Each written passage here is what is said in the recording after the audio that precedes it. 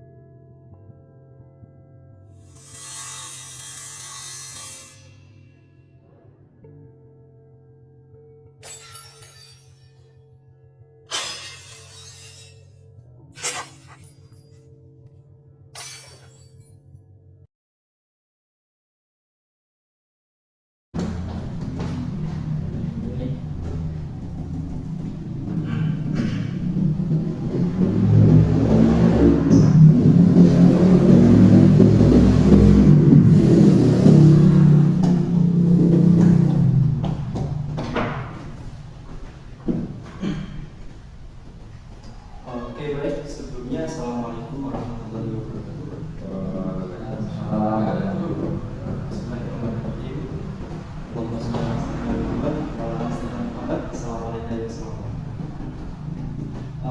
Sebelumnya Bapak ucapkan terima kasih atas perhatian dari anak-anak sekalian.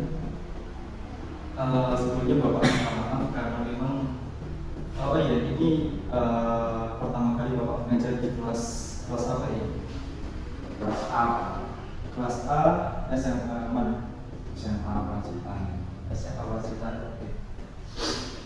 Seharusnya beberapa pertemuan sebelumnya kan Bapak seharusnya sudah harus mengajar di kelas ini, namun dikarenakan beberapa pertemuan sebelumnya Bapak ada kendala sesuatu yang dimana Bapak pada waktu itu ada rapat di gedung DPR. Jadi mungkin itu adalah alasan Bapak kenapa sebelumnya Bapak tidak bisa mengajar di kelas ini. Baik, mungkin selanjutnya sebelum kita mulai pada pembahasan kita, mungkin Bapak ingin memperkenalkan diri terlebih dahulu. Perkenalkan, nama saya Profesor Dipa Aryanulis. Saya merupakan lulusan dari Universitas Negeri Surabaya. Kira-kira saya lulus dari universitas tersebut tahun 2018.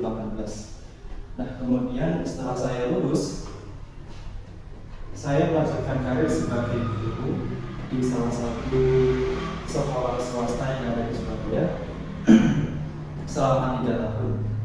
Nah, kemudian setelah saya melanjutkan karir selama 3 tahun tersebut, saya melanjutkan pendidikan S2 di salah satu universitas negeri, ya, Universitas Indonesia. Ya, jadi saya lulus baru kemarin, yang mana kemudian memang menjadi seorang pengajar itu menjadi cita-cita saya sejak dulu, karena memang saya sangat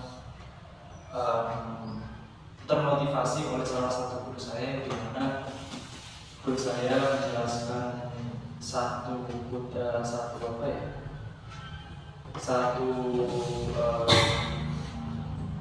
kalimat yang sangat terngiang-ngiang sampai sekarang, yang mana kalimat tersebut adalah gapai ilmu sampai setinggi langit.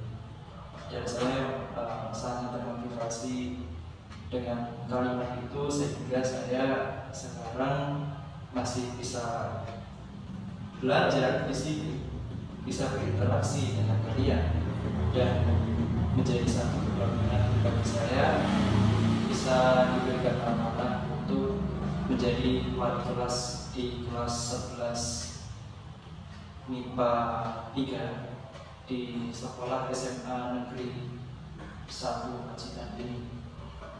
Dan semoga Bapak berharap anak-anakku semua antusias dalam mengikuti pembelajaran Bapak pada siang hari ini. Saya kira cukup untuk perkenalan saya. Mungkin bisa dilanjut anak-anakku untuk memperkenalkan diri. Mungkin dari sebelah kanan, silakan.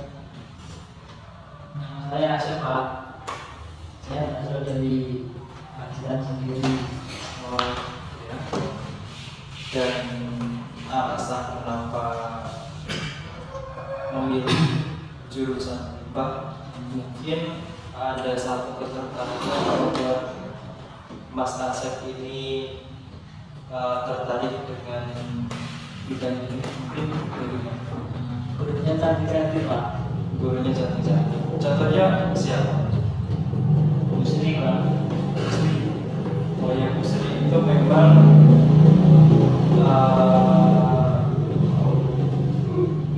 saya pernah ini sih.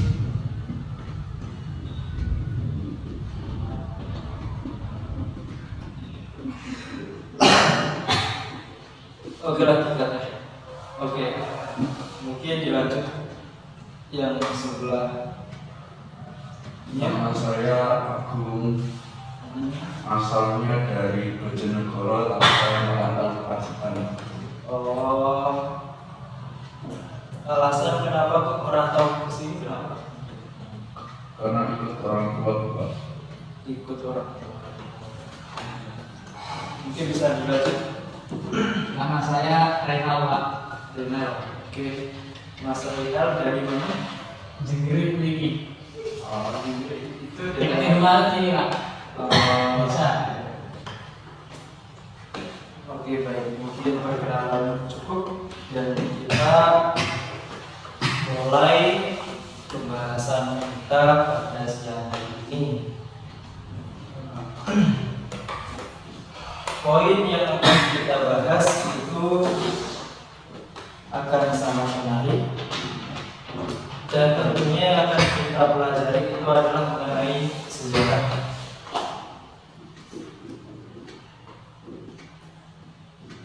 Oh ya, sebelumnya saya juga minta maaf karena tadi memang lihat awal itu mau pakai proyektor, tapi karena memang ada kendala, jadi mungkin kita manual saja seperti ini. Iya, Pak. Ya. Sejarah, kalau kita ngobrol soal sejarah itu kira-kira yang ada di pikiran teman-teman itu seperti apa? Peristiwa masa lampau. Oke, namanya tadi Mas Agung. Mas Agung menjawab bahwasanya sejarah itu adalah asal peristiwa masa lampau.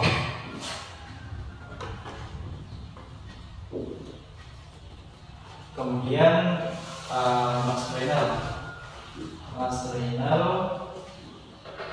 kira-kira menurut Mas Reynal itu sejarah itu seperti apa?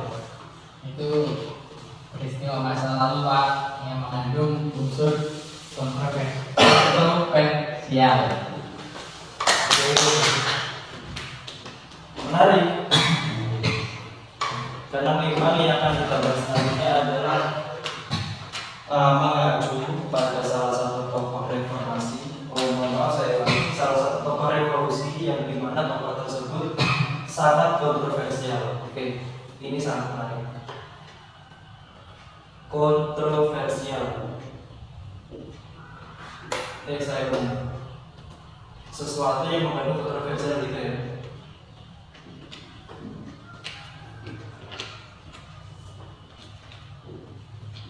Mengandung kontroversi. Kemudian Mas Asep, kira-kira menurut Mas Asep sejarah itu seperti apa? Sama Pak, peristiwa masa Memang sejarah itu secara garis besar adalah ngejelasin tentang sesuatu yang udah lampau, tapi mungkin bisa dijelasin lagi, mungkin kira-kira ya saya pengen dengerin jawaban yang lain mungkin. Kira-kira seperti apa?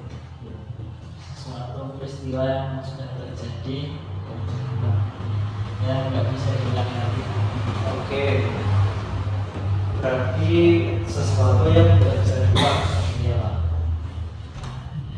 Sesuatu yang tidak bisa diulang.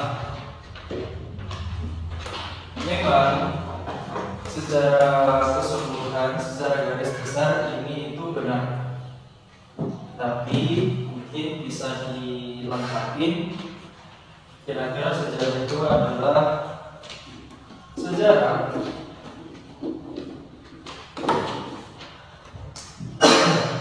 adalah sesuatu yang sudah terjadi di masa lampau dan sesuatu tersebut tidak mungkin bisa diulang lagi. Kalaupun bisa diulang, ya tidak bakal sama persis sama apa yang sudah terjadi pada waktu yang sudah lalu tersebut. Iya Pak. Oke lah ya, sampai sini Pak. Mungkin ada yang ingin ditanyakan sebelum saya lanjutin. Belum. Ya, Enggak. boleh ya. Baik, saya lanjut. Bicara tentang sejarah. Jadi kita akan berfokus pada salah satu tokoh revolusi yang dimana tokoh tersebut mungkin sudah pernah dengar atau mungkin sudah pernah baca. Kira-kira bisa menebak siapa yang bakal kita bahas pada siang hari ini? Pejuang Pak. Pahlawan. Oke, benar. Memang bisa dibilang dia merupakan pahlawan, namun ada sesuatu yang membuat beliau itu dicap sebagai sosok yang kontroversial. Pernah dengar Sultan Ibrahim Datuk? Belum. Sultan Ibrahim Datuk. Sultan Ibrahim Datuk merupakan Bapak Mandi. Nah, tadi kan saya menjelaskan atau menyebutkan mengenai Madilog. Kira-kira Madilog itu apa sih? Madilog itu terdiri dari 3 kata. Ada yang bisa menjawab? Materialistis. Feedback. Dialektika. Oke, dialektika benar. Namanya siapa? Asep. Mas Asep, saya kasih nilai A+. Mas Asep ya, Iya Pak. saya kasih nilai A+. Karena memang menurut pemikirannya sendiri dan jawabannya tepat. Dialektika.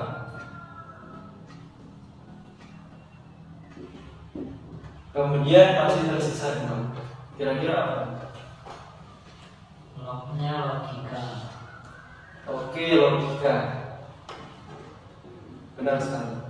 Materialisme Pak. Oke, materialisme benar.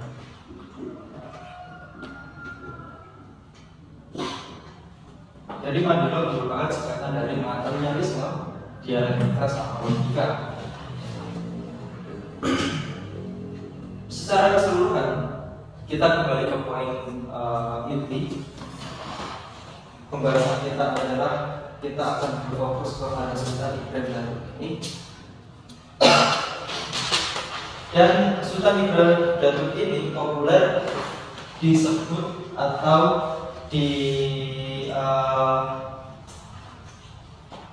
disebut sebagai istilah saya ulangi. Jadi Sultan Ibrahim Datuk ini memiliki satu julukan yang dimana julukan tersebut populer disebut sebagai Tan Malaka.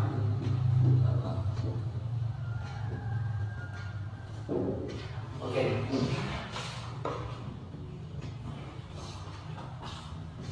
Jadi ini adalah sebutan daripada beliau atau Sultan Ibrahim Datuk.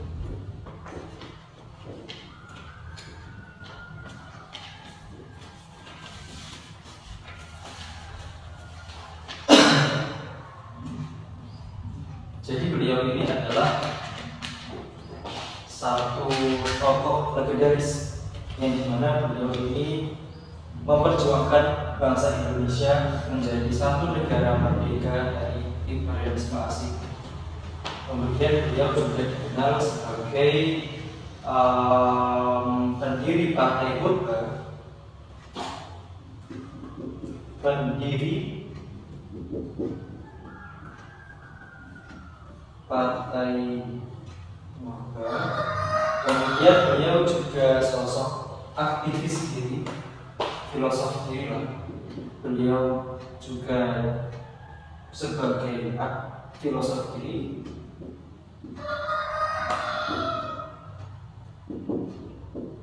Kemudian beliau juga kalau dibilang itu sebagai apa ya?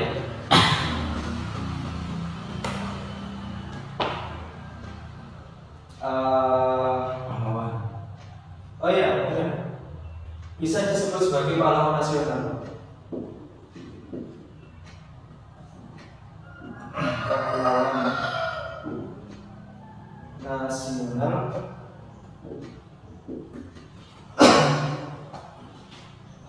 dan sebagai atasan dari Partai Komunis, bisa dibilang seperti itu.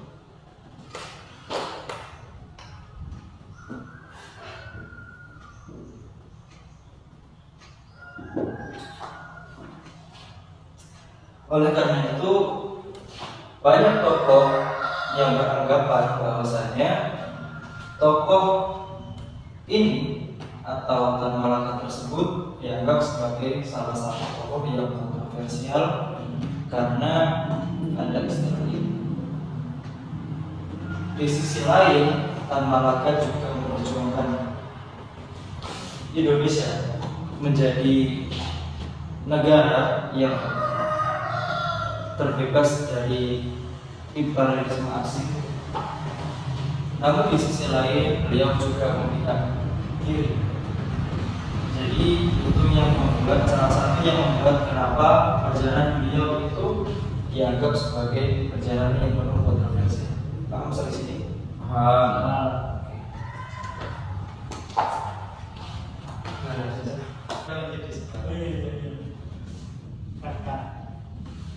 Pak, saya mau tanya Pak. Oke. Tan Malaka di mana ya Pak? Oh iya, Jangan berapa? ini pembahasan yang menarik. Dan Bapak di mana Pak? Ya, Tan Malaka juga Dan kenapa kontroversi Pak?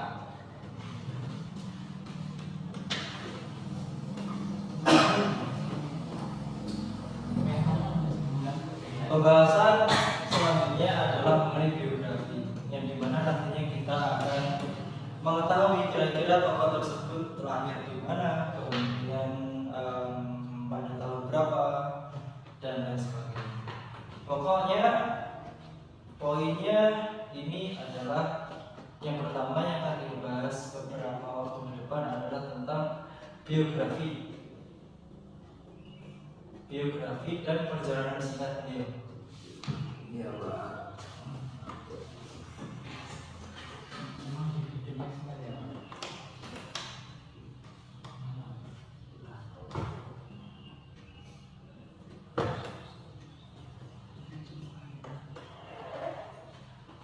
Biografi beliau, silahkan dimanfaatkan konsepnya, mungkin bisa searching mungkin kira-kira beliau ini lahir di mana, kemudian pada tahun berapa.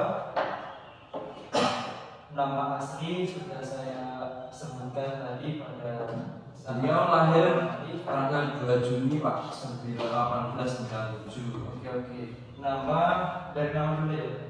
Sultan Ibrahim Batu. Bentuk Sultan Malaka. Sultan Ibrahim.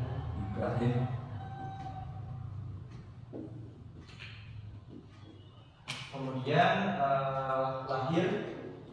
lahir di Padang.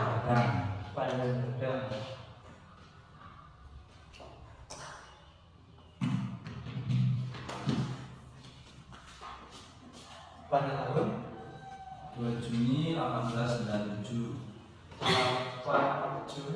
2 Juni Pak, 2 Juni. Oh, 2 Juni. Ya. Oke. 2 Juni 1897. Kemudian beliau meninggal di Selo Panggung, Kediri. meninggal di Selo Selo. Panggung. Iya. Iya.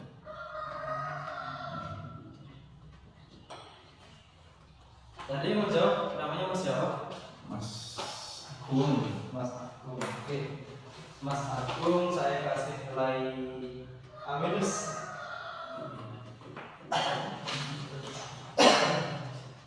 Untuk keberanian terus karena tadi masih melihat ponsel.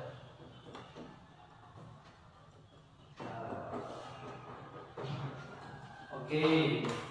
Kemudian saya lanjutkan perjalanan singkat beliau. Mungkin mengenai nama, kira-kira beliau lahir di mana dan meninggal di mana, ini mungkin singkat saja. Ya Pak. Ini sudah done ya, selesai.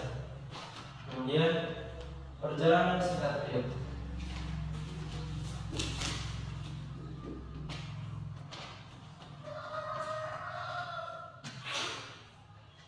Beliau ini merupakan salah satu dari tokoh founding fathers atau bapak pembangunan.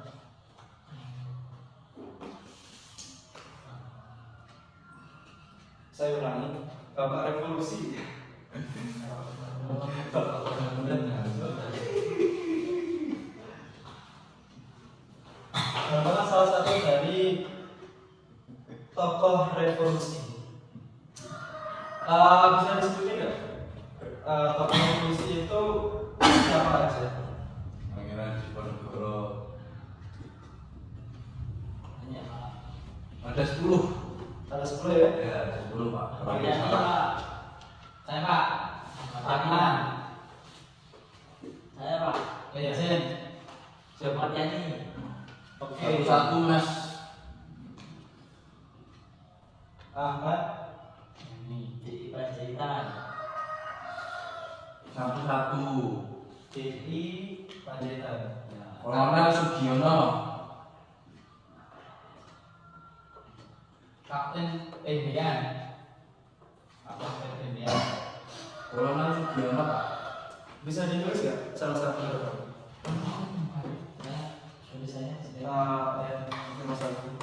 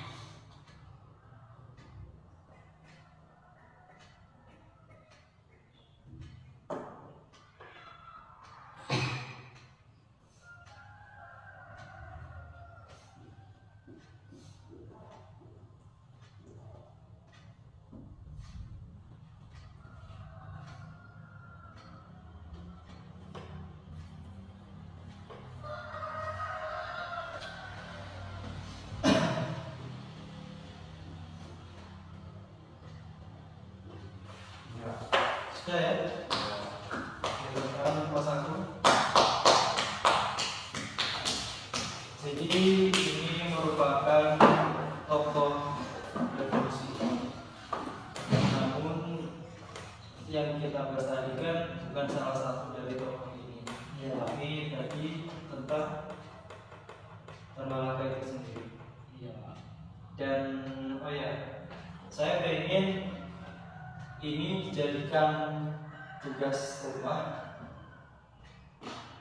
karena ini mengingat banyak yang tidak masuk. Mungkin ini dijadikan sebagai bahan diskusi yang dimana nantinya di pertemuan kita selanjutnya, yaitu di hari Rabu depan, saya minta untuk kalian presentasi di depan kira-kira bagaimana hasil diskusi dari anak-anak tersebut. Bisa dimengerti? Bisa mengerti, Bapak. Terima kasih.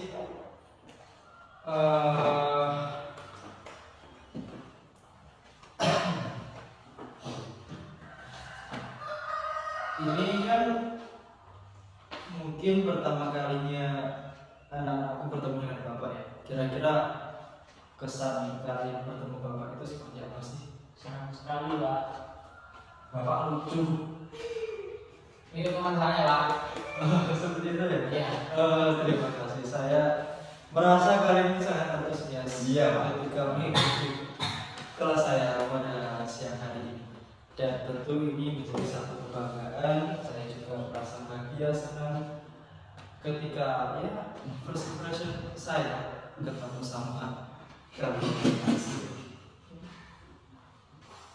Oke, baik.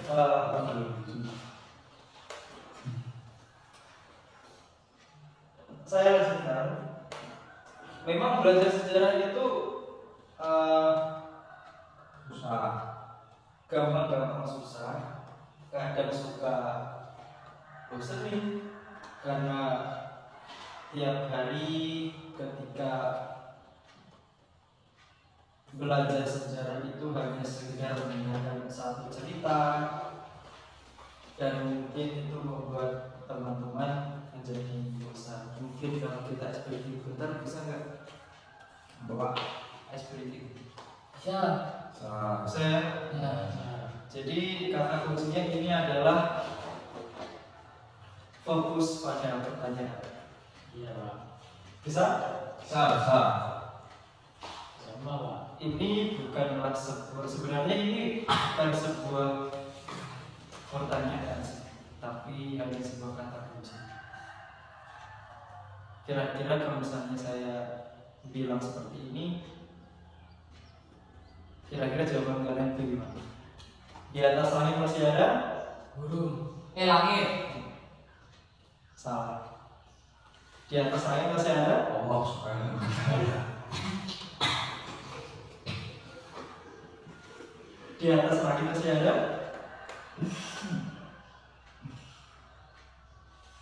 Atmosfer. Ada harapan. Saya kasih satu kesempatan lagi.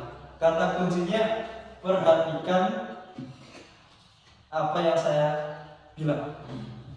Di atas langit masih ada? Langit. Salah. Di atas.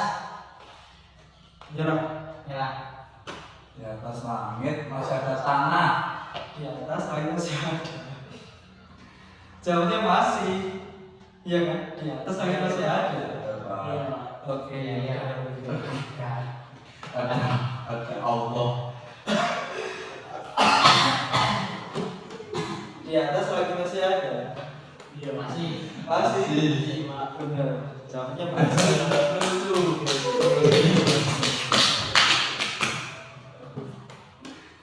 Oke. Jadi kita biar nggak terlalu kejam juga. Makanya di sela-sela belajar Bapak hari ini Bapak kasih SPT biar nggak Pak, saya juga punya Pak. Iya, silakan. Bintang kecil di langit yang Masih. salah. Apa? Bintang kecil di langit yang Luas. salah. Di langit Gusti Allah. Salah. Apa? Di langit yang hitam Pak. Karena kalau biru tidak mungkin ada bintang karena masih siang.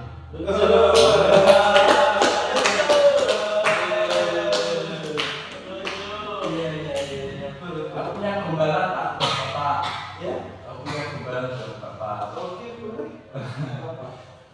Tahu nggak perbedaan Bapak dengan daun? Ya, kalau saya pakai batik, kalau yang itu pakai apa ya? Gak tahu lah. Apa? Salah.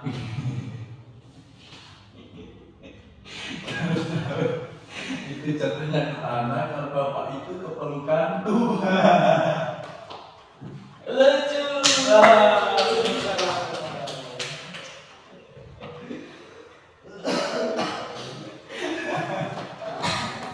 Oke. Cukup. Kita balik lagi ke poin inti. Baik, perhatikan. Kita tadi sudah mengupas bersama-sama tentang biografi, kemudian mengupas mengenai tadi perjalanan singkat dia belum dijelasin ya? Belum. Oke.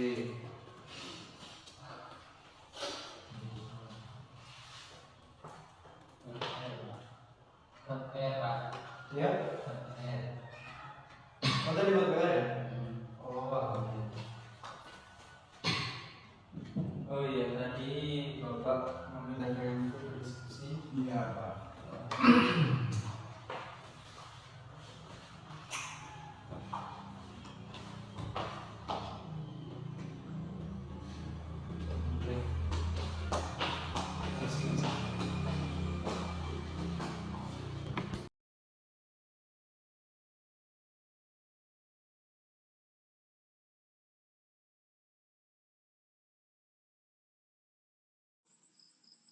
Assalamualaikum warahmatullahi wabarakatuh.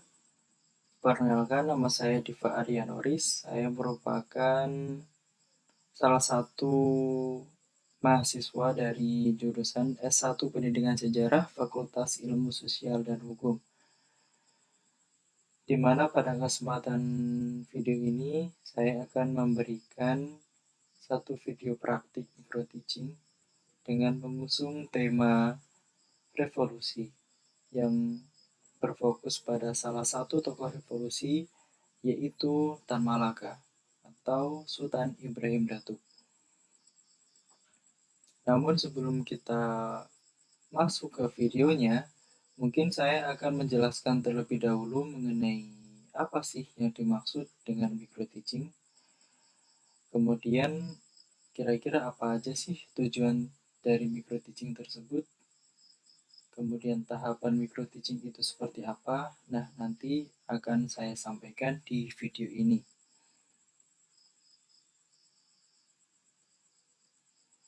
Yang pertama, pengertian micro teaching. Seperti yang kita tahu bahwa micro teaching adalah metode latihan untuk meningkatkan kemampuan serta keterampilan dasar seorang calon guru dalam mengajar. Metode yang disebut juga sebagai pembelajaran mikro ini dikenalkan pertama kali di Universitas Stanford, Amerika Serikat pada tahun 1963 silam.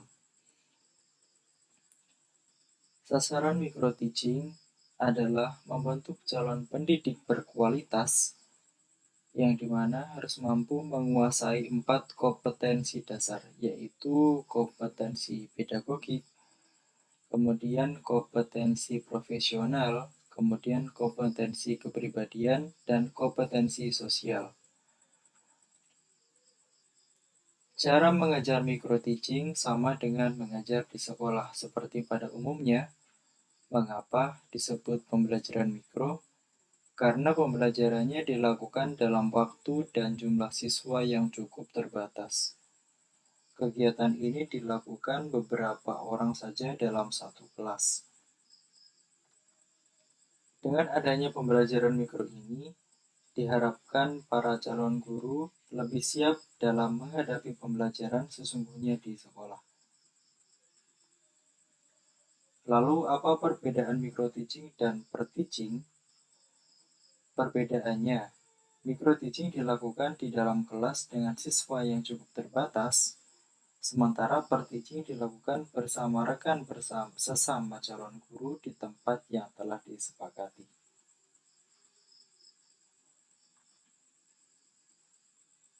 Kemudian tujuan micro-teaching. Adapun tujuan diadakannya pembelajaran mikro adalah sebagai berikut. Yang pertama, mengasah keterampilan dasar calon guru dalam mengajar. Kemudian yang kedua, meningkatkan taraf kompetensi mengajar secara bertahap bagi calon guru. Kemudian yang ketiga, mengembangkan keterbukaan sikap calon guru dalam memperbaiki setiap kekurangan dalam dirinya, khususnya dalam hal mengajar. Kemudian yang keempat, memberikan gambaran umum kondisi sesungguhnya di kelas. Kemudian, tahapan micro-teaching. Tips micro-teaching yang cukup efektif untuk diterapkan adalah dengan memahami tahapan-tahapannya. Adapun tahapan micro-teaching adalah sebagai berikut. Yang pertama, tahap persiapan. Pada tahap persiapan ini, hal-hal yang bisa dilakukan calon pendidik adalah sebagai berikut. A. Memberikan RPP sesuai dengan mata pelajaran yang diampu. Bagaimana maksudnya? RPP yang disiapkan harus membuat beberapa aspek utama, yaitu indikator pembelajaran, kemudian tujuan yang ingin dicapai melalui pembelajaran, kemudian strategi yang digunakan dalam pembelajaran, kemudian yang terakhir adalah alokasi waktu serta penilaian. B. Mempersiapkan alat bantu serta media dalam pembelajaran. Alat bantu pembelajaran yang dimaksud bisa berupa laptop, proyektor, alat peraga, LKS, spidol, dan sebagainya. Kemudian yang kedua, tahap pelaksanaan. Hal yang bisa dilakukan calon pendidik di tahap ini adalah sebagai berikut. Yang pertama, A. Menyampaikan persepsi serta tujuan yang dicapai dalam pembelajaran. Persepsi merupakan pembuka pembelajaran, menunjukkan keterkaitan materi pembelajaran dengan fenomena sehari-hari, yang dimana dekat dengan kehidupan siswa. Selain persepsi, calon pendidik juga harus menyampaikan tujuan pembelajarannya. Dengan demikian, proses pembelajaran bisa berjalan sesuai ketentuannya. Kemudian B, melakukan 5M. 5M merupakan singkatan dari mengamati, menanya, menalar, mencoba, dan mengomunikasikan. Kelima komponen tersebut merupakan dasar yang harus dibangun seorang pendidik di kelas.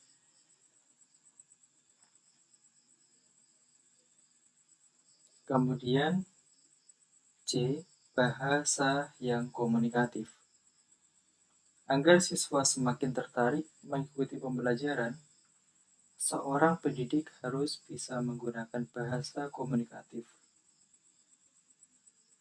Bahasa yang terlalu formal tidak begitu disukai oleh siswa.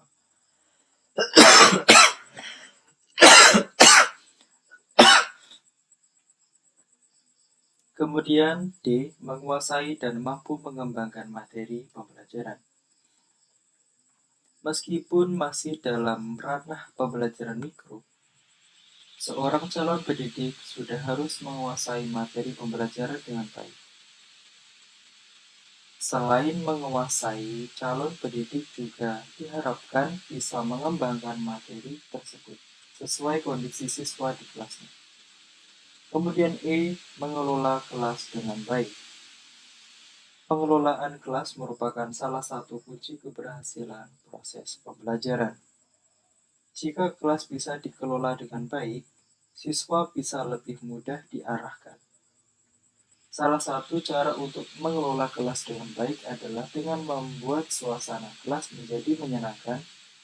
Sebagai tahap pemula, Bapak atau Ibu bisa mempersiapkan hadiah kecil-kecilan bagi siswa yang mampu mengikuti pembelajaran dengan baik.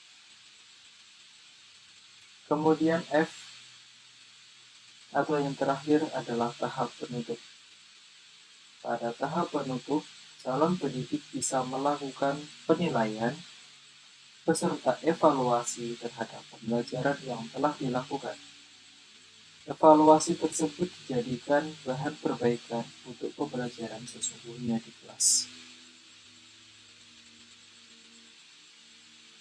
Ya mungkin itu beberapa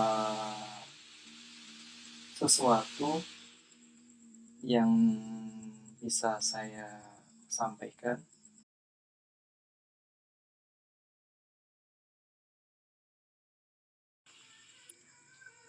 Jadi Tan Malaka merupakan salah satu tokoh founding fathers bangsa Indonesia. Bertahun-tahun bergerilya dan melakukan gerakan bawah tanah dalam perjuangan revolusi melawan penjajahan asing yang dimana telah lama mencengkeramkan kuku penjajahannya di bumi Nusantara. Selain sebagai tokoh bergerakan, Tan Malaka juga dikenal sebagai tokoh pemikir dan filosof kiri revolusioner. Dialah yang tak henti-hentinya turut mendesain program-program aksi massa revolusi untuk melawan kaum kolonial. Bahkan, Tan Malaka juga dikenal sebagai tokoh pertama yang menggagas secara tertulis konsep tentang Indonesia sebagai negara republik.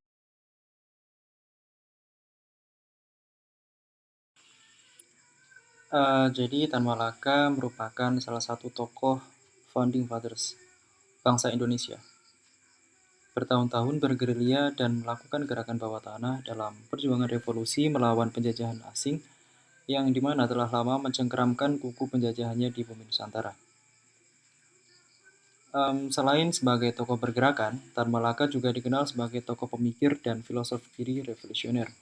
Dialah yang tak henti-hentinya turut mendesain program-program aksi massa revolusi untuk melawan kaum kolonial.